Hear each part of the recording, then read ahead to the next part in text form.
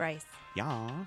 Are you ready to record our listeners' tales? No, my anxiety gold card is actually maxed out. Oh, it's not going to be that bad. Look, we got a story of a cute ghost dog, Liberace, and a message from a long-lost uncle who passed. Okay, that's like slightly mild and tolerable. And then we have one of a haunted house in North Hollywood with shadow people, a creepy EVP from Vicksburg, and wait for it, the goat man. Wait, hold on. What are you doing? Postmating some holy water and requesting my lift because I'm about to make like Keith Raniere and run far away.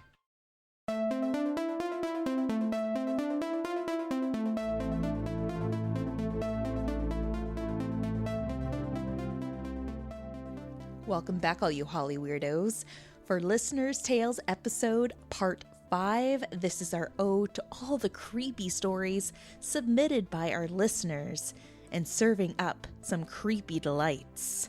We talk about a haunted house in North Hollywood and how the family that lives in this house is dealing with shadow people. Find out how they cope with living with these unusual occupants. What happens when one of our listeners purchased a house only to find an unusual object that might be connected to one of our episodes? We have another story from one of our listeners that it was haunted by an entity that might be connected to Baphomet. Sometimes they always come back. We have 2 stories, one about a ghost dog and an uncle who passed, only to return to let their loved ones know that they're still around. And finally, we have one creepy story from Vicksburg, Mississippi, when a couple goes to take a ghost tour, only to discover that the children they heard playing and laughing were not a part of the tour.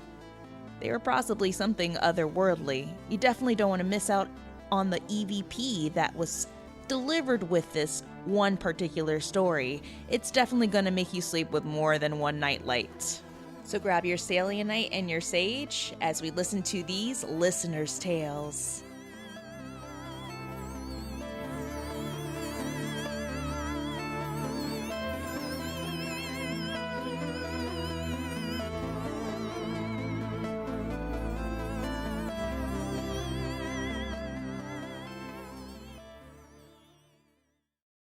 Hey guys, welcome to Holly Weird Hi. Paranormal, and the year is 2020. We and really did it. We made it. We did. We survived another year. Oof, barely. You survived it. Yeah. Mm-hmm. Yeah, we did. Fuck yeah. I'm not gonna lie. Light confessional. Let's just start the show on a really positive note. Yes, please. We need more positivity. On the whole, I am not currently a fan of 2020. It has been quite trying thus far. And I know at the time of this recording, we're only 26 days into it. Yeah. Hoping that the other 340 some get a little better.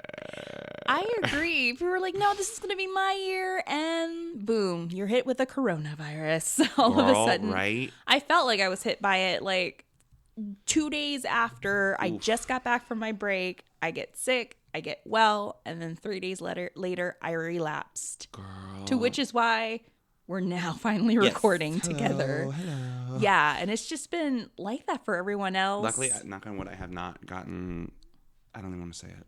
I have not experienced an illness yet. Blink, blink. But everything else has been a little spicy. I'm like, oh, maybe this year needs to like take a minute. Mm-hmm. We're just in January. Like, spread this shit out. I think we all need to take a minute. Yeah. And just like kind of reset. That's what I was telling a lot of my friends. I feel like January is just the month where we just need to press that reset button and focus on us for a little bit before focusing on 2020. Yeah. I stopped saying, well, I actually I don't know if we talked about this before the break, so this is repeat info, my bad. But I actually don't make New Year's resolutions anymore. Me neither. I kind of stopped doing that. I also noticed that most of them were very like toxic body image issues that like kind of centered around my need. Like, I'm going to lose 1 million pounds and exercise all the time. And so once, not to sound super preachy, but once I like kind of started with CrossFit and that kind of part of my life, I didn't feel the need to do that anymore. And it actually was very freeing to not like wake up on January 1st and be like, I have to do this like thing. I have to go to the gym. Crazy. Yeah. I gotta be there for now 2 hours. Yeah, like, oh, I'm already doing that. Like, it's fine.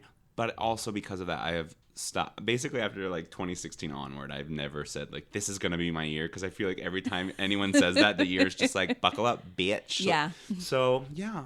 Mm-hmm. A nice positive start. Nice start indeed.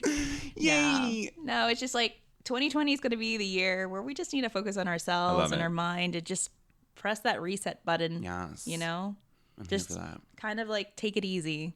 Just take a pause and enjoy what you have around you in front of you right now. Yeah. And what's in front of us right now, Bryce?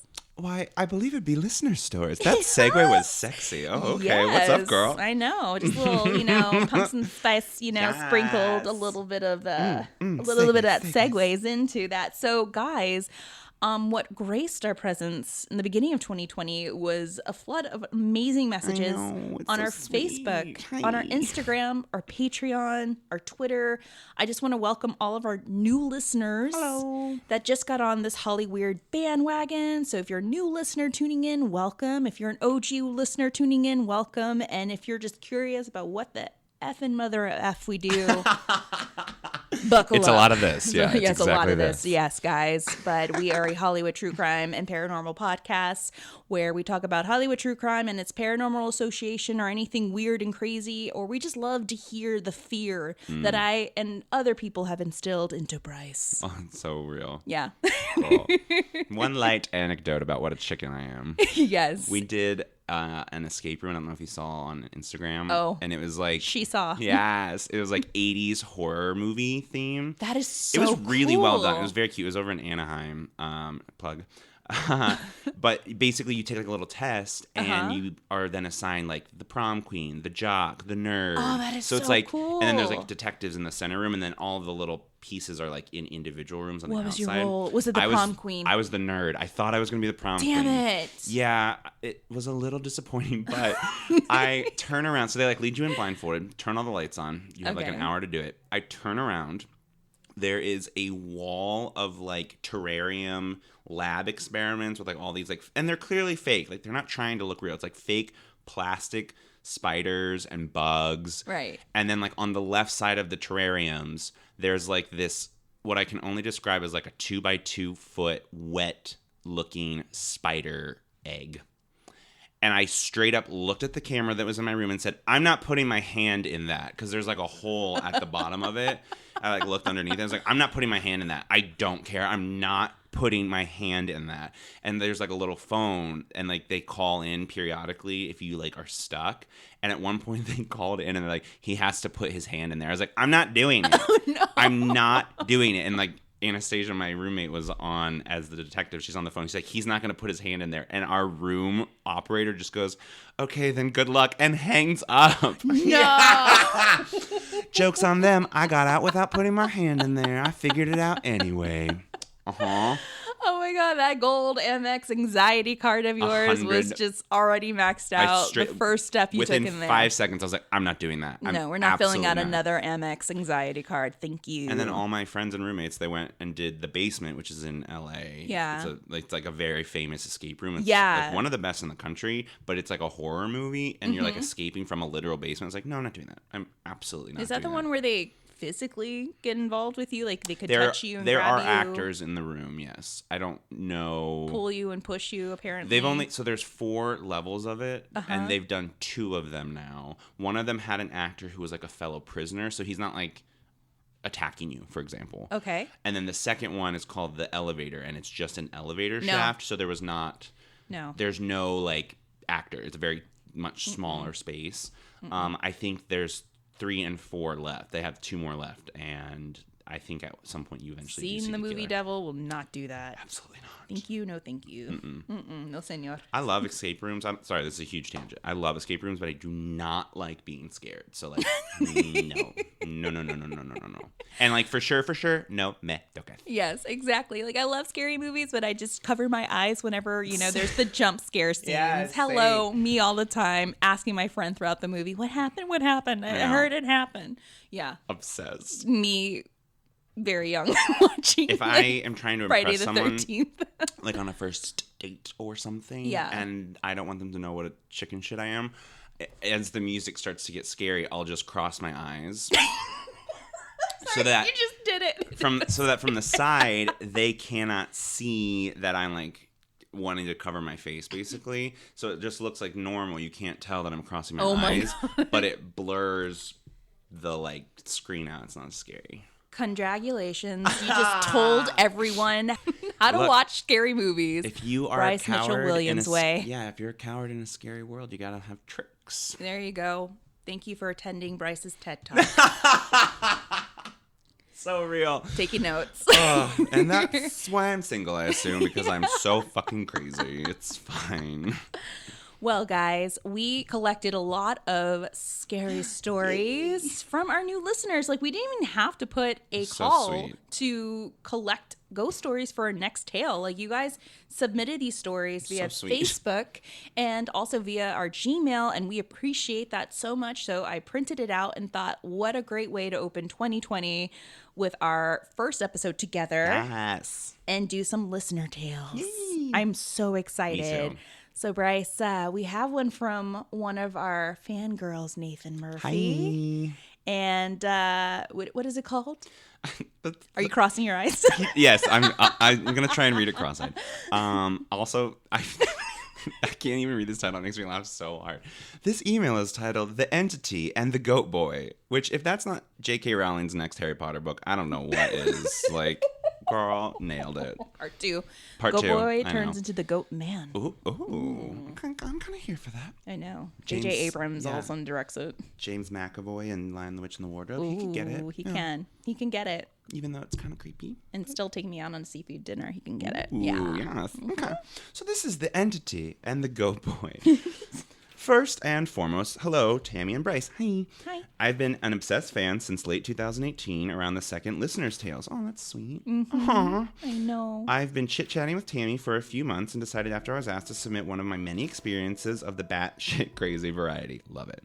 I'm from a small town in northern Alabama, and with any small town or backwoods area you can find, odd things tend to happen, especially in Alabama. Alabama is the ninth circle. Girl, real. Second place is the Los Angeles DMV. Real. Serious. Oof, real. So I'll stop rambling and get into spilling the ectoplasma tea. I love that. Oh my God. This happened within a 4-month period in 2008. And my family and I moved into a new home out in the middle of nowhere. The property was part of the large farm my father worked for at the time, and even had the ominous-looking decaying barn out back. Don't they always? Mm-hmm. Ugh. One evening, my father and I were working on my brother's truck when, out of nowhere, a large bang sounded from the barn loft. No one can get up there without a high ladder, so like the country boys we are, we went to investigate. Love it. Mm-hmm. I can already hear Bryce gasping and telling me to get the fuck out. I literally was gonna say, oh, this is some white bullshit. Do not go up in the top of the fucking barn, but okay, Nathan. As we neared the barn door, oh my God, no. Cross your eyes. Cross your eyes, cross your legs. Oh, gross. As we neared the barn door, a black mass shot out of the north-facing side of the barn, up the fence, and vanished before setting our dogs into a tizzy. I was thoroughly shook, lol. Later that night, I was relaxing in bed, which used to be the old laundry room off the kitchen. God, that is such a country thing, for sure. Mm-hmm. I noticed something. Oh, God, no, Nathan. I noticed something moving. You still have time. I know. Run. You can still run. I noticed something moving on the floor, blacker than the dark corner itself. I sat up. Nathan, what are you doing? I sat up and asked what it was. Girl. No response. After I moved, this thing went from the fallen and can't get up position. Hilarious. And to standing at the foot of my bed, snarling before vanishing as my bedroom door flies open along with every drawer and cabinet in the kitchen. That sounds like Tammy in her university years when I used to wake up super drunk after coming home from a very gotta get that mac and cheese. Hell yes. Rager. Yeah. Hell yes. Yeah. Oh my God. Then the back door slammed. Needless to say, I needed a change of shorts after that. I need a change of shorts right now. I can't. It's so physical that it's like moving through doors and not like Yeah. You know what I mean? Like it's passing through them. Something that is unnatural but still solid enough to like hit and run into things and be that visible is so interesting about this story. I don't like being standing at the end of my bed either. So like it's just like a hard no for me all around. Let's keep going because I want to die. A few hours. Oh my God. Oh God. A few hours later, I'm out back on my patio listening to music when I noticed my arms were all goosebumpy. Nathan, run. I brushed it off till I caught a whiff of what I thought was a trash fire. That's interesting. I looked up and my... You could do it. I looked up and my blood ran cold. I could see my breath. I froze and looked at my patio thermometer. It read 70, so I proceeded to get up and grab my laser thermometer. He's like prepared. Like he asks questions. I know. He has a laser thermometer. I mean, I'm going to flip if he has a proton pack. Just saying. Oh my God, yes. So I proceeded to grab my laser thermometer when I saw him, and I say him because from the neck down, it was a gentleman's black suit, but the large elephant in the room was the Baphomet? The Baphomet. Baphomet. Mm-hmm. Love it. What? Oh God. Was the Baphomet head? It had light and dark brown fur, hair, gold eyes, and long twisted. Oh my God, this is actually the most insane thing. And long twisted black horns. I shrieked like a 3-year-old girl and ran inside. The rest of the night was full of. Oh my God. Ew. The rest of the night was full of scratching at the window and banging through the house. The last encounter I had with the goat boy almost gave me a heart attack. This was maybe a week later. Everything had calmed down. Oh my God. Like, y'all, I barely can watch Sabrina on Netflix. Like, yes. That's pretty much what Baphomet is. Even that, like, scary little puppet is too much for me. So oh my God, Nathan. So for some of you guys that are wondering what Baphomet is, it's like a half man, half, I want to say goat. And it's a deity that the Knights of Templar were accused of worshiping way back in the day. I want to say like 1300. So it appears in trial transcripts for Inquisition of the Knights of Templar. And it's been linked to satanic worshiping, but you may have also seen it like on, Sabrina the Teenage Witch show on Netflix.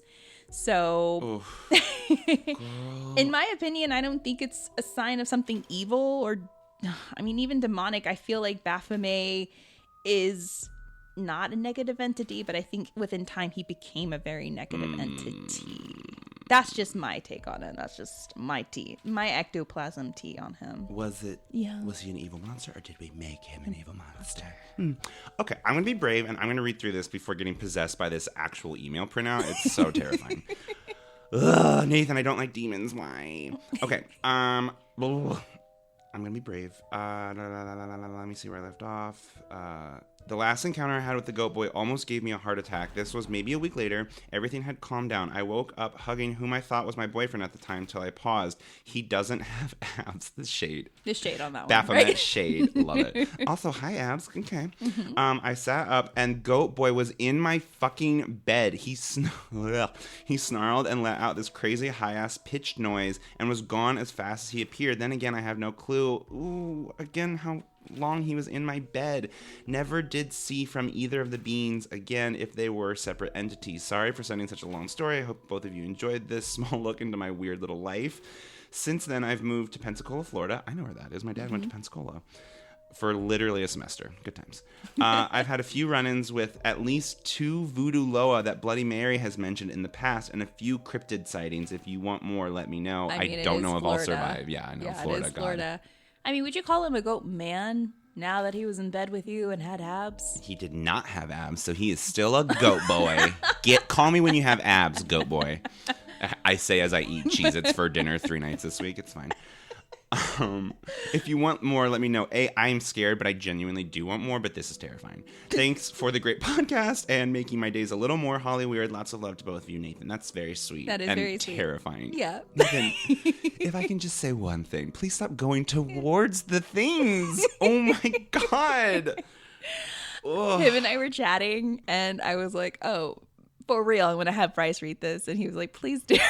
Can you even describe my face? I'm genuinely horrified. You are seriously horrified. Your face is like being held up by your hands. Your hands are cupping your face. I just feel like my bed should be like based And, like, no thing should be allowed to, like, cross that threshold. So if there was a goat boy in my bed, like, I am single, but not that desperate yet. But that's every story with everyone that's single in the city. It's I like, know. he was in bed with me. I turned to cuddle with him, and he zipped the fuck out of my know. room. Yes. Welcome to LA. LA man babies, y'all. I know. Welcome to Here's Tinder. the thing. Low-key, if the suit was nice enough, maybe I could brave it through, but I don't know. We're just gonna play it by ear. Just gonna, like, keep my options open. Well, thank you so much, you, Nathan. Sorry for that that story. I could barely get through it. I'm sorry. I'll be better next time. Thank you so much for that story of Goatman and the Entity, or Goat Boy and the Entity, and for scaring the shit out of Bryce. Ugh. We did such a great job. What a great opener. Oh, God, I need to... Do we need to take a minute? Do we I need to, a like, pause? lay down, yes. I got the vapors. Like, it gets better. Oh, God.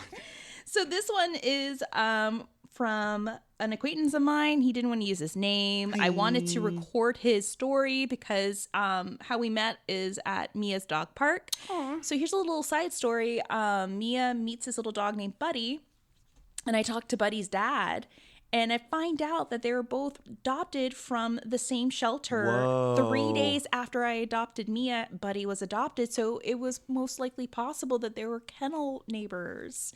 But when they played at the park, it's like they had this instant connection. It's like they kind of knew. This is a straight up Disney movie. It Oh my God, that is so It cute. is. Homeward Bound. Yeah, and I think he's a German Shepherd / boxer and something else mix, a Ridgeback. He has so many mixes, but he's such a sweet dog.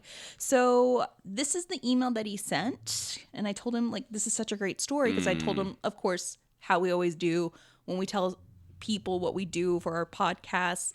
There's going to be stories. Always. He has a story. Without fail. So this one is called The Haunted House of North Hollywood. North Hollywood is where we are, so I don't love Yeah. that. Don't love that. And just to let you know, it's 10 minutes away from where we are recording. Bye. I'm moving. I'm a K-Town girl now. Oh, that even has some weird juju around there. No, it's everywhere. So according to Buddy's dad, that's his alias. Hi, Tammy and Bryce. Sorry I couldn't record my story for you. I get Mike shy. Aw. Well, here is the story of my haunted family house in North Hollywood.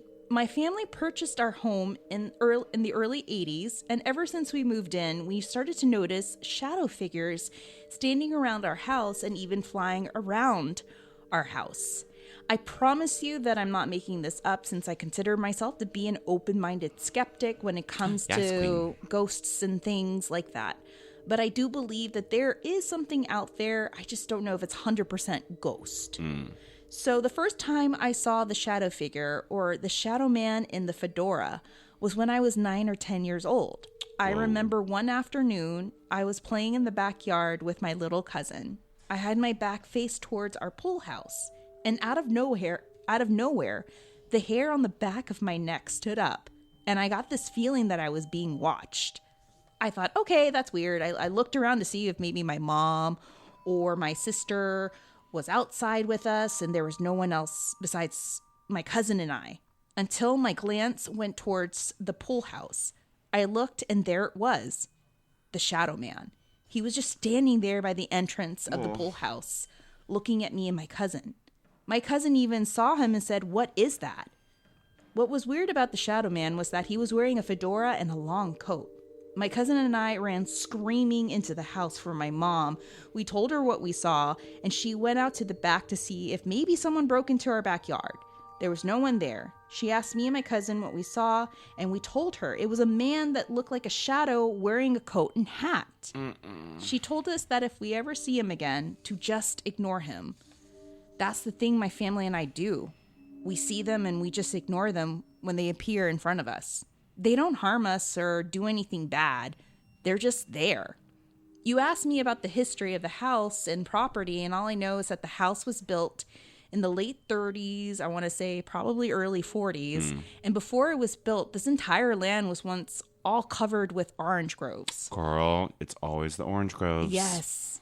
And at every place you go, like every house, you'll see like either it's a lemon tree or like an orange grove. Like We have a lemon tree. yeah.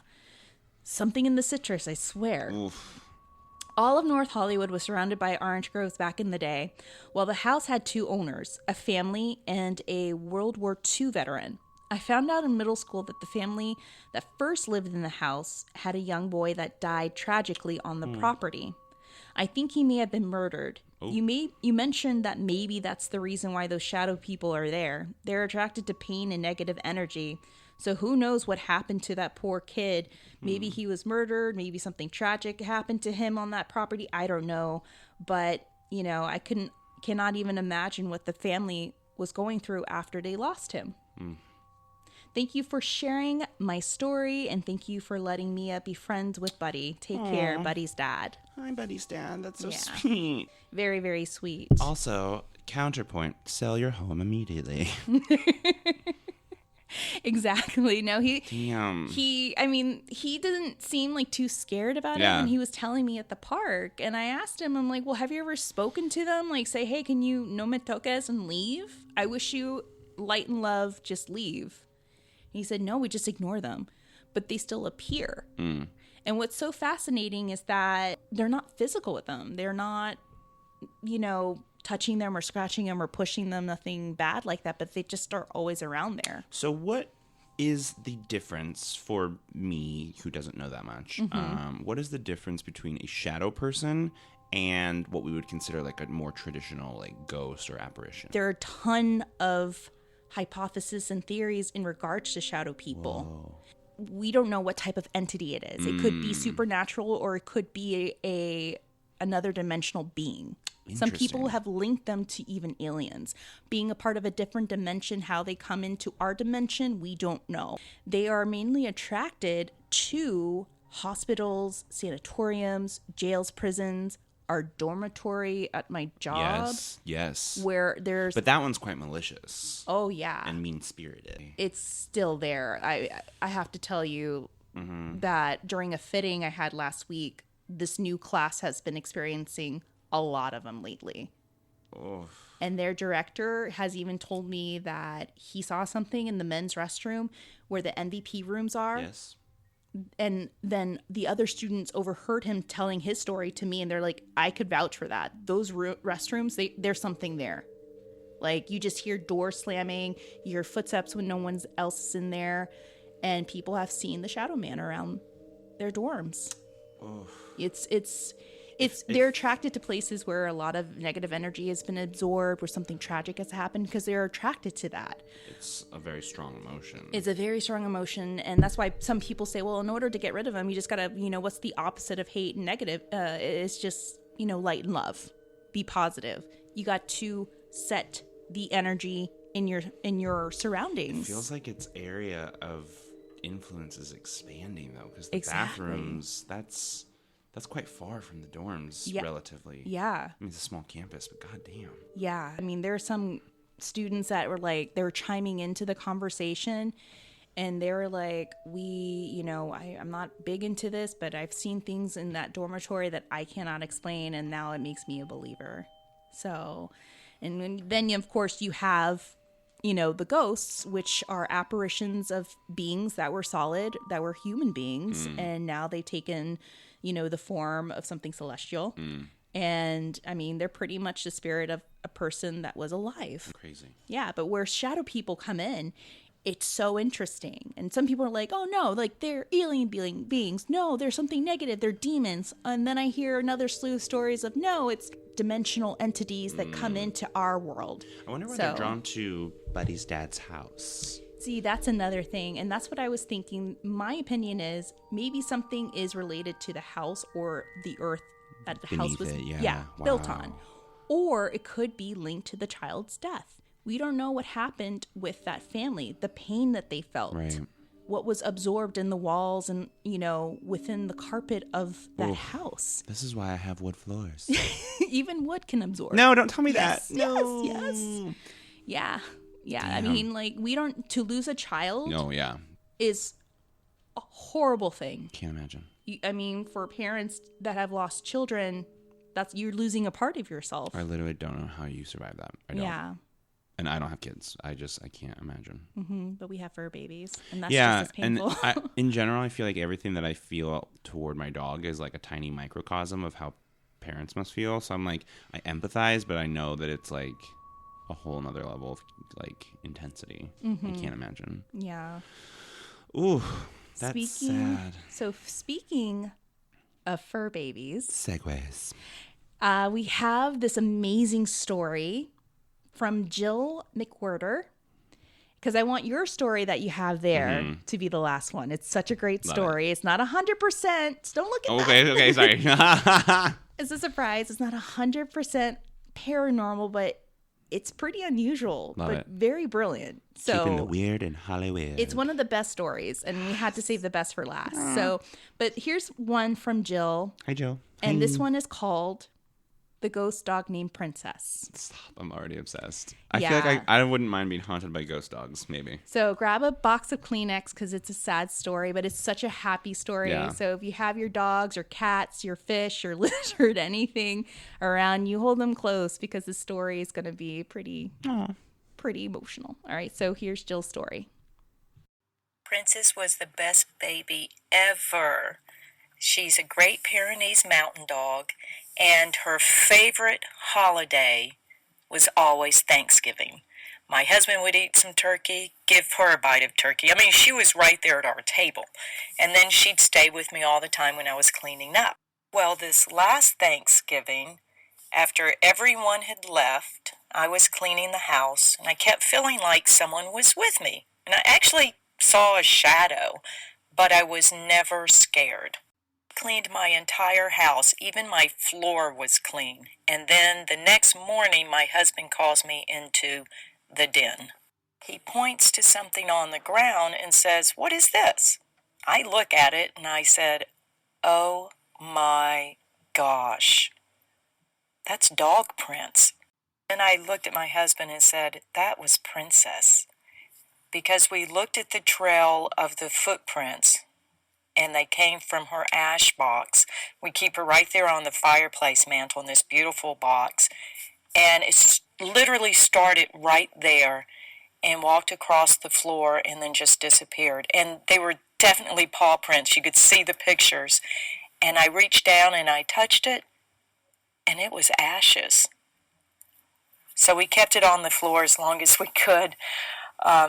But she was with us. She's always with us. What a sweet, sweet girl. So your fur babies, or real loves, they never leave us. They're always with us, watching us and protecting us.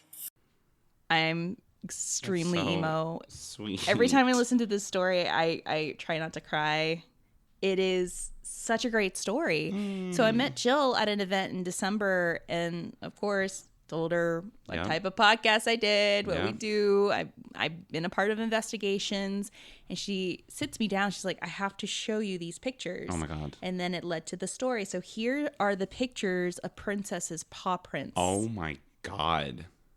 We're going to post them on Instagram, guys. I wanted to save this as a little surprise. I am gooped, America. That is a full-on paw print. That does not look like a rodent print. No, they're big. I mean, if you compare them to the size and of the her brick. breed it's a pretty big dog. It's a mountain dog, you know. I can't believe that it was ash. That's insane. Ash. So I asked her, okay, where do you usually keep the ashes? Is it like on a high mantle, or is it a low mantle? It's a low mantle. All right, well, was the box of ashes disturbed? You know, I just wanted to make sure. Totally. Just ask her questions. She said that the box was all sealed up. You know, I even opened the box. I mean, everything. It just looked like no one has touched it. But it just. There were so many links. The shadow figure that she saw in the corner of her eye. Yeah. And the prints leading from the ashes onto the floor. Crazy. Yeah. Princess. And it was just such a beautiful, I'm getting goosebumps right now. It's such a beautiful story. And it just is proof that, you know, our loved ones are always there, and they're never going to leave us. Even if it's your fur babies, like there's that connection. Yeah. Yeah. So that's so sweet. I know. I look at Mia and I'm like, I love having a dog, but I freaking hate it because I'm so connected to her, and they're with us for such a short amount of time. I know. I really do think though that like I've only had 3 dogs really, but this is my first dog that I've ever had. And it is different. Like, you kind of don't, I think I've said this before, but you kind of don't realize as like in high school and things like that, like your family dog really is your parents' dog. Because like they see them more. At least like my mom was a stay-at-home mom for a while, and then she taught, and you know, like my dad was like back and forth from work in the house like throughout the day. So like we would be gone all day, and I would see my dog in the evening. But like it really is like, I guess like the family's dog or whatever. But it's just so interesting now having a dog that I feel very much is like mine. Yeah. And just like the intensity of that emotion, and like it's high. Mia's my first dog too. Yeah. I've had so many goldfishes. Yes. But I never had a dog. And I find out like 2 years ago, my mom told me, she was like, you know, the reason why I never wanted you guys to have pets was because I lost my dog when I was young, and that hurt. And I never wanted you guys to feel the pain that I went through. Yeah, it's hard, but Yeah. like also like my roommate's dog is quite a bit older than my dog. And she's just so like, you know, it's just in the back of your mind, you just kind of know, okay, well, like this is coming. Yeah. And I already know that it's gonna be pretty hard for the house. Yeah. But in a way, you have to know that they're always going to be there. Yeah. And to counter this story, get this. So while I was in New Orleans, I was visiting my cousin, whom we shared her story of the haunted house in New Orleans. Oh, yes. Ghost Bob, right? Hi. So remember her dog that would always bark in the morning? Well, she had lost her puppy 2 years ago, Mickey, who was a pug. And Mickey, I think, lived up to 17 years. Wow. She took care of that dog super well, to the point where he lived 17 years. Wow. Had one eye, barely could stand. Girl. And when she had to make that tough decision to put him down, you know, it really was a tough 2 years for her to process. But she said, you know, Tammy, I have a story for you about Mickey. And I was like, no way. She's like, yeah, maybe you could use this for your podcast. Yes. So a year after losing Mickey, you know, she moves to Chicago, and she said, you know, it was the first week of me waking up in my bed in my new apartment. And she's like, I want to tell you what Mickey would always do when he was alive. The first thing he would do is wake up with me and fart. He would release the most horrible, rancid farts. And she said, Tammy, I woke up and I smelled this rancid scent in the air. And it was, at first I was like, did I take out? No. And she was like, I remember this scent. She's like, it's Mickey. She's like, you fucking asshole. Out of all the things you can do, you decide I love it. to fart. So I was dead. That's so good. What a little asshole. I know. She was like, I knew it was him. And it was like, you know, he came with me. He's with me in Chicago. Like, it just shows that, you know, he was just there to tell me that he's okay. Yeah. And that he's with me. But what a way to fucking tell me. I love it. And then she said later on that week, later on that week, she was coming home late from work. And she says she was coming into her apartment. It was pretty late. And, you know, she was walking into her living room in the dark to turn on the light. And she heard what sounded like little dog tags jingling. Damn. And she just knew. She's like, Mickey, is that you? And then she turned on the light and there's nothing around. But she was like, that was him. Still letting me know that he was there. That's crazy. Yeah. And she had like showed me the little tattoo of him that she got on his arm. And yeah, she, you know, that was her story of Mickey. And, you know, that was like just such a great counter for Jill's story, just to really show that our loved ones are always there and they're always watching us. That's very sweet. Like, Jill, that last thought is very sweet. Just like your loved ones and those that you love, like, they really are always with you. And I don't really handle things ending very well. Like, I always like, I find it like I feel like I have so much love in my life right now, which has not always necessarily been the case. In many ways it has been, but this is like the most supported and loved I've felt in a very long time. And it's just like one of those things where, you know, like people come in and out of your life, and it's just such a shitty feeling knowing that like things have to end, and but they kind of don't either. After doing this podcast, I've really been researching death, like just having a good understanding, like even like what Zachariah the Witch said, it's a cycle, you know, it's a part of life. Totally. And, you know, learning about like Dia de los Muertos and how we honor them. Like, those are things that... Yes, I've seen Coco. Go on. Even, like, you know, I'm half Honduran, and we do that in Central America. You know, we go and we clean the graves of our loved ones. Yeah. We hang out with them. We bring flowers. We bring, you know, whiskey, cigar, food, everything. And we honor them. And that's something that helps with the process. Yeah. Knowing that, okay, that, you know, they're always remembered and stuff. Also, this sounds really callous, and I always say it with, like, you know, I try and be careful when I say it because I don't want people to think I'm, like, disrespecting their loss or whatever. But honestly, y'all, if you have recently lost a pet, get another one. Yeah. It's really tough. It's really tough. And you think, that's like, what I told my husband. I'm like, if Mia passes, I'm adopting senior dogs. And that's the thing is, like, you think that it will feel, maybe this has just been my experience. So if this isn't true for you, obviously, like, we all have to find our own paths. But I have found that it doesn't feel like you're forgetting or loving your first dog less. It just helps you focus that grief into love, and like that dog will love you back unconditionally. And that's why we got our dog. I think we've talked about this. Like, our Finn. Yeah. And like, Finn again. His energy was such like a salve against like the sort of chaos in our lives at that time. And like, even like our apartment at the time just felt like a crypt. And it was like, you would come in and we were just so like, he's such a loving dog. And he really like brought. Whenever I drop Bryce off at his house, I know. First thing I see is like, he's like, Dad, you're my dad.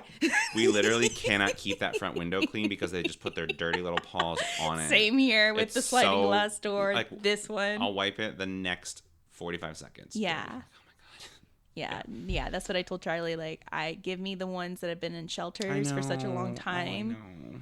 I have so much love in my heart for animals. Yeah. Like, that's what I'm going to do is just process that loss into love. And they will give it back. And I don't know. And again, I'm not trying to like tell people how to live their lives, but it has been my experience that if you lose a dog, get another one.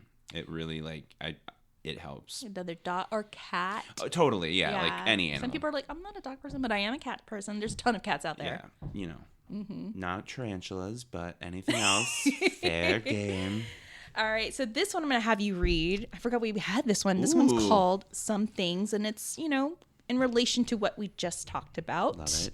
And this was a really sweet story, but it just goes to show you how people come back and just, you know, they have certain messages they want to tell us, you know. I love it. This is called Some Things. Do we know who this is by? Should I? Okay. There's no name. It's just, okay. Little Miss. Something, yeah. So, yeah. Okay. Love it. Hi. Hello. I just want to make sure everyone gets their hi. Yeah. They're like, please stop doing it. Okay, fair enough. That's noted. Thank you, listeners. I will take that note into heavy consideration. Hi. So, my life has been pretty blessed. I grew up with both sets of grandparents and even my great-grandmother all alive and well. My mom's mom and dad would write family newsletters, cute, or simple messages and sign them off with 143, 1I for love, 3U, cute. My mom's mom was also an avid gardener. Her favorite flower she grew was the purple iris. February of 2007, my grandmother was taken to the hospital after years of battling ovarian cancer. She steadily drifted into an unconsciousness while there. My sister, my mother, my aunts, and my grandfather and I kept round-the-clock vigil near her. Oh. My aunt is very much into sewing and quilting, and while we were in the hospital, she had a bag of fabrics with her. Even though my grandmother was unable to respond, my aunt was speaking to her about things they would do when she would go out and was feeling better. She was describing the silk material my cousin had sent her that had peacocks all over it. Ultimately, though, my grandmother wasn't getting better, and she would not be coming home again. We were informed by the hospital care worker that there was nothing more that could be done but to make her as comfortable as possible. Her hospice stay was then set up, and a couple of hospice is like such a gift. And then a couple of paramedic transport workers came in to help her be moved to the hospice. I don't remember the name of the man, but the woman's name badge read P. Cox, Patricia Cox. We spent the next several days in hospice, all huddled together around her. On February 7th, she passed away. Her memorial service was on Valentine's Day. Several years later, July 2010, a storm came through one night. My parents' home had damages and a huge tree fell. The tree went down in such a way that not much was impacted. Had it fallen any other way, it would have come through the roof and or severely hurt or killed my parents. God. Surveying the tree area, my mother happened upon a single purple iris in full bloom. I know. Skipped to 2016. My father's mother's health is now also declining due to location. My parents became the go-to helpers for her and my grandfather. My grandmother had Alzheimer's and was placed in a care facility. My mother was also able to assist and help her move, and she would frequently be with her. My grandmother was staying in room 1... That's really sweet. Do you need a Kleenex? It's okay. Okay. My grandmother was staying in room 143 when she would pass away. Directly outside her room was a painting of purple irises. What? The synchronicities of this universe, Sometimes I tell you. spirits remind us that they are still with us. It's really sweet. It's really sweet. I'm handling this fine. They're gonna be like, is he emotionally okay? No. The answer is no. My husband, scared, yeah, by right. sad. It's great. My husband and I are binge listening from the beginning. That's very sweet. As I mentioned in our previous messages, one thing I wanted to mention was my changing sensitivities. Ooh, fun. So, backstory, for many years, I could focus on almost any person and see not auras, but shapes of things or people behind or beside, and somehow tell people things I had no idea about beforehand. Things about people and beings attached to them. Never anything really feeling, but knowing. However, in recent years, I have reached an area of depression that I felt needed to get medical help combating. Yes, girl, get that help. I love that. I love when people get help. It's and talk about it. Love it. yes. My sensitivities changed and pretty much went away. Then, due to a lapse of insurance, I got off medication. I didn't regain my previous abilities. I've always had an interest in the paranormal. So I've always sort of been connected to weird stuff. Same. My best friend, no longer I'll call her Lucy, lost her uncle a few summers ago. And when he died, he wasn't immediately found in his home. Lucy felt like she never got to say goodbye. After he passed, we traveled to the cemetery. I had an app that worked like a spirit. Oh, cool. That worked like a spirit box shuffling through the radio stations. Oh my God, we just did this with Bridget. Yeah, we just did. Oh my God. Isn't that cool? That app is crazy. I asked if she wanted to try and communicate with him. Lucy and her uncle used to say to one another, I love you, and the other would say, love you more. I started the app, and she reached out to him. This would be a new experience for me. I had never felt what I was about to. My ears instantly felt clogged, not sickly, but as if I had put my head in a box or a container. It felt suddenly crowded, and then uncomfortable pit of gut wrong. And if you were wondering, he said he loved her more. Oh my God. I know. We had no further contact with whom we assumed was her uncle, and then the discomfort went away. Damn. That's crazy. I know. Isn't that amazing, though? The synchronicities of this universe and how it works. Little signs. There's sweet. little signs out there if we just open our minds and ourselves and even our little psychic gifts. You'd be surprised what is around us and what's trying to say hi, or just trying to let us know that they're there. Yeah. Yeah. Very sweet.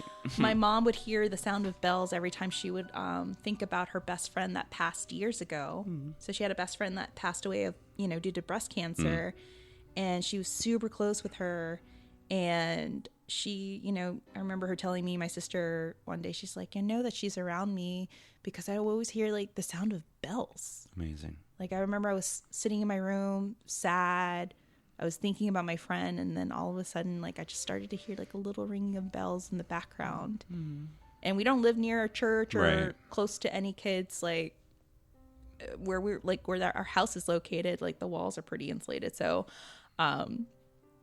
she would just get the sense of that she was around her. She felt warm. Wow. She's like, I felt warmth, and I felt she was just there. So That's really sweet. That was a very, very awesome story. Yes, thank you for sharing that. I know. I'm going to restrain myself from going on a socialist tirade about insurance and healthcare in this country. So you're welcome. Look at me growing in 2020. I was reading an article about that, especially with Lady Gaga, that it is okay to take medication. Yes. Please do. Please. It is okay to go and try to see a therapist. Yes. So I've been doing that this year. Because I mean, I'm going to admit it. I found out that I have severe depression and anxiety, and I also found out I have OCD. Yeah. Awesome. And It's a really great combo. when Love you it. go and you talk to a professional, it helps. Yeah. It really does. Yeah. Sometimes exercising does help. Walking helps. Like, that's why we got Mia. It helps me. But when you need that extra push, Yeah, sometimes you need help. you just need help. And it's okay. And if you don't have insurance, you'd be surprised. There's a lot of like nonprofits out there that help. Or places that will do like sliding scale. Yes. Or income based. Because I have or students. free if you do it with like a student learning. Yes. There's lots of paths forward. Yes. Please take them. I have students that like, oh, I don't have insurance. And, you know, I'm always online helping them. Like, no, go look in this group. Go look into this, you know, nonprofit. And there are a lot of things out there. You'd be surprised. I love that. Mm-hmm. Mental health, y'all. Mental health, y'all. We are going to love ourselves in 2020. What up? Just know that we love you. Yeah. Okay. I know. I know that sometimes and days we feel give the you love, shitty. and we feel the love back. I think Yes. it's always so appreciated. You okay? We okay. Yeah. All right. We good. Now we're going to get into some more spookies. Good. Great. And this story is really unique because it is accompanied with an EVP. Oh, God. And pictures. We're definitely going to play that EVP for you, Bryce, Great. and along with those pictures that I have right here in my hand. Oh, great. All right. I'm going to cross my eyes. And you won't even know it. So this one is written to us from Erica Stevens and her husband Paul. Hi. So not only are they our new listeners, but they are also Patreons. So thank you, Erica and Paul. Thank you. That's so sweet.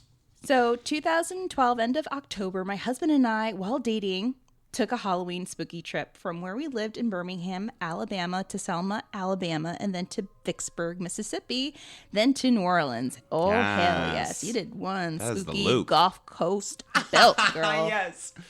The only time we encountered the paranormal was in Vicksburg at Cedar Grove Inn. We attended a ghost tour orated by a woman in all black mourning garb. When we first arrived to the inn, we walked into the lawn area and were tickled with the Halloween setup. Creepy, silly, creaking sounds and Halloween tunes played outside. Very romantic. However, seemingly louder than the music was the sound of kids playing and laughing somewhere near us. We couldn't see any, though, and just noted to one another that it must not be that haunted if people brought their kids there. We entered the property and we were told the tour hadn't started yet. So we went to the bar to wait. Playfully, we asked if the place was really haunted. The look on the bartender's face, along with the yes and a detailed list of his personal and others' rumored encounters, had us excited. Damn. We had a single drink and it was time to group up. It was a medium-sized group, all adults but 2 teenagers more interested in their headphones or whatever and music. We were given a tour and story of the lower floor of the inn. Included were tales from different eras, the cigar-smoking original man of the house and another family's daughter who had shot herself in the middle of a party, the downstairs library that had been used as a makeshift morgue during the siege of Vicksburg in the Civil War, and many more. We ended the tour at a door to the outside where the lady of the house informed us if we heard her children playing and laughing outside. It was just what kids do. Our hearts were in our throats. We had heard the kids. No one else seemed bothered by this and just clapped for the end of the tour. But we had heard the kids. We heard the laughter and playing that seemed so close, yet no children were present or discovered along our tour path. We just had to do another walkthrough, so we asked the women at the front desk if we could. They said yes, and we went through the doors to the area we had started the tour. My husband held the voice recorder, and I snapped photos. We retraced our steps, good girl, and didn't expect anything to be caught on film or recorded. But we were having a blast. We headed back to the car to leave. I plugged in the recorder to the audio port of the car and sat back and listened. We didn't have to wait long. The EVP captured was spoken to my husband. Clearly one can hear, "Excuse me, please." My husband was standing in front of closed doors to the desk and entrance area. No one else was around during our walkthrough in the back. So they heard the sound of kids playing, and they collected this EVP, and we're gonna play it right now. We're gonna play it twice so you hear it loud and clear. Excuse me. So here it is.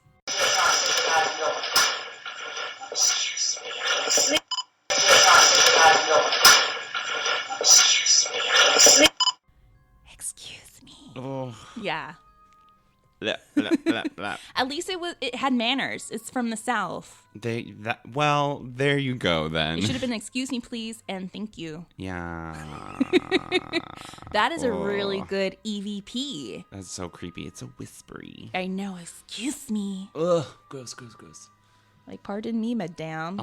Oh, God. Like, retrace our steps. Don't do it. Run. So they took a lot of pictures, and I pulled a couple of pictures that I was like, what is that? And this one, you can clearly see God. a little orbicle on the window on the top. Is that this Yeah, one? you see it. Oh, God. And then I think this one is another one. It's because I printed them out, but you could see that it followed them to the stairs. Oh, my God. Yeah. Weird. It's like almost in the exact same spot in relation to the photo, too. That's really creepy. But you guys, Erica, you caught something in the bedroom. I think it was a room. It has a bed and banister. And you were so smart, too. For one, retracing your steps. Yes, Queen. Talking to the workers. And also being aware of your surroundings and also taking these two pictures back to back. So here's the first picture. Look in the mirror, Bryce. And on the top of the bed banister, you don't see anything, right? Mm-hmm. Now look at this second picture. No, I think I'm good. Thank you. You're not going to see anything bad, but there is something in the mirror there. But you see it, right? It looks like something is... Here. Yeah, it looks like it's something trying to manifest. Ew. And it's on the top of the banister right there. Oh my God, please don't manifest. And I love that. That's another trick, guys. Like whenever you're taking pictures, it's always good to take two pictures. To compare. Smart. Good to know. Yeah. Not that I'll ever open my camera ever again now, but here we are. Oh my God. Oof, I'm just gonna... That is pretty interesting. Quite credible. Great story, yes. Erica. Thank you so much. Thank you. Now, we saved the best for last. Yes. I love this story. Hilarious. This is from Corey. And Bryce, Hi. you're going to grace us with this story. Oh God. It is pretty good. Hilarious. It's not that scary. Good. But it's awesome. I don't know how much more I can take. I am also from Alabama, apparently. Oh. My mom's Louisiana. Yes. Oh my God. Texas with that creator called a Texas Bama. I love that song. I'll never not love it. Mm-hmm. Hey, Tammy and Bryce. Sorry, friends. Hey, Tammy and Bryce. I just wanted to say I really enjoy your show. Thank you. That's very sweet. I just became a Patreon. That's very sweet. Oh, God. I just became a Patreon and hope that both of you continue with your great work. Thank you. That's very sweet. Very, very sweet. Corey. I know, Corey. All these new listeners, all these old listeners. Amazing. Our weird little family. I also thought I'd share a quick story of an experience I had a few months ago while I was listening to one of your shows. If our show is haunted, I'm going to die.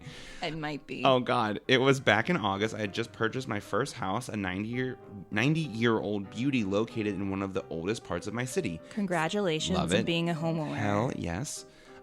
Sadly, the previous owner had recently passed. I only mention this detail because I was already concerned about the possibility of having a haunted house. Love where your head's at. Silly, I know. No, it's not silly. But it was my state of mind at the time. So one night I was unpacking my moving boxes and while listening to your Life and Afterlife of Liberace podcast. It's very sweet to listen to us. Oh, I know. I will happily help you move with my dulcet tones. I went to put something in the dishwasher, which I hadn't used yet, and there it was, just sitting there in the utensil tray, a souvenir pin from the Las Vegas Museum of Liberace. What? My body went cold. I was literally listening to Tammy discuss the man, and here was a very random pin in my dishwasher. I can honestly say before this night, I never gave Liberace a second thought, and to have this weird synchronicity happen tweaked my belief that the universe definitely has a sense of humor. Yes, it definitely does. I am happy to say it turns out my house has great vibes, and my dishwasher has... You got to. classic. I'm happy to say it turns out my house has great vibes, and my dishwasher has now earned the nickname Liberace. So stupid, I love it. You are the CEO of being clever. Oh Of being my God. clever, That's Corey. So dumb. I hate it. I love it. Thanks again for putting out great content, and I'm looking forward to future shows, Corey. Oh my God, and this is the pin. That's the pin. Look at it. And like, why would that be in the dishwasher of all things? I don't know. Probably whoever lived there was cleaning out the dishwasher. They were wearing it, and it fell out. Who knows? But what are That is crazy. Liberace. I'm so mad. What are the odds? That's so crazy. The universe, man. I Yes. tell you. It does some really, really strange yet interesting and enlightening things. Yes. And I feel the same way. Before we did the episode, I really don't know that I've ever given Liberace two thoughts at all. right. And then, like, even after I'd watched, like, Behind the Candelabra, I was like, yeah, that was good. Uh-huh. And then we did the episode, and I was like, oh, weird. I wonder if it really is haunted. Guys, let us know. Play the episode in the background. Oh, my God. I'm sure Lib is trying to tell Corey, now buy my book. Buy Yeah. my cookbook. Yeah. Oh, my God. The cookbook. Buy my cookbook and clean the dishes in Liberace. Liberace is so good. I'm so Now you mad. have to bedazzle the dishwasher. Yes. Oh, my Yes. God. Yeah. It's cute. You can have, like, a little candelabra on I the know. front. Put a little candelabra on top of the Super dishwasher. subtle. I know. Really tasteful. But it's very feng shui. Just put a So little feng shui. candelabra there. In homage to Hilarious. Mr. Showmanship himself, I love of it. course. All right, guys. So those were our listeners' Thank tales. you so much. It's so sweet. This was a very honoring episode because know. like you guys sent these stories and we didn't have to ask them from you. Like you just shared them and that was awesome. I know. I love our little listeners. I know it's a bit of a touching and emotional episode, but I mean that is part of the paranormal, that there is light and not just darkness, Yeah. you know. And that's what I like to like about our podcast. We do get very serious and spooky at times, but we also like to balance it out with a little bit of funny and crazy. Yeah. Or a lot. Hello. It's fine. So thank you guys so much for tuning in to our part 5 of our listeners' tales. If you have a Yes. ghost story you love for us to share, then please send it our way to hollyweirdparanormal@gmail.com and let me know if you love for Bryce to read it. Oh, God. Honestly, y'all, I feel like I've run a marathon. He's probably going to I'm run into my exhausted. wall because I he's know. just like so cross-eyed right now. My emotions are very tired. We do have a couple of shout-outs. We have shout-outs to our new patrons. Let's give a Holly Weird welcome to our new and weird patrons. Corey MC, Erica Stevens, Linda Refek, Julie Kodemo, Cora Pag, Tiffany Thaler, Amy Wiles, Sandra Melvin, and Jessica Hang. If I butchered your last names, I'm so sorry. But to make up for it, some of you guys did get your goodies, and on the left side of Bryce, we have a couple that we'll be sending out to our new ones They're so cute. very soon. So thank you so much for your support. And if you're interested in being a Hollywood producer or Holly Weird producer, then head on over to www.patreon.com/HollyWeirdParanormal. For as little as $1 or more a month, you can help us produce Holly Weird Paranormal. And this goes towards our equipment, maintaining our monthly fees for our hosting site, coffee, and travel to spooky locations for interviews and investigations. And speaking of interviews, just want to let you guys know that we're going to do a good episode covering brujeria. Ooh. And I found a bruja based out of Compton that I've been chatting with on Instagram. Amazing. She is the head BIC in charge, head bruja in charge. She has her own business, and I'm really excited. I'm learning more about it, and I want to know what's the difference of brujeria in Mexico compared to other, countries. So this is going to be a really cool episode, and we cannot wait to do that. But as we were speaking, you'll also automatically be inducted into the Saturday Night Ghost Club. Spooky. So the Saturday Night Ghost Club is a secret Patreon podcast of sidewalk ghost stories that are uploaded twice a month on Saturdays, and you'll also score on some goodies such as pins, magnets, coasters for your iced coffee, or reactoplasm tea that you wish to spill with us, Yes. stickers, and a postcard. If you love Holly Weird Paranormal, we'd love for you to subscribe, rate, and give us a positive review on iTunes. It really helps us out a lot, and it gives us, a little more visibility. Yes. Can't get enough of Holly Weird Paranormal? Then stalk us on Instagram and Facebook at Holly Weird Paranormal and Twitter on HWP Podcast. If you have a love letter you want to write to Bryce. Yes. Shade. Shade on shade.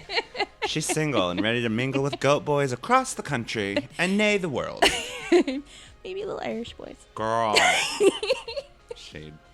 Have a story that you're dying to share with us, no pun intended, like we said before, email them at hollyweirdparanormal@gmail.com.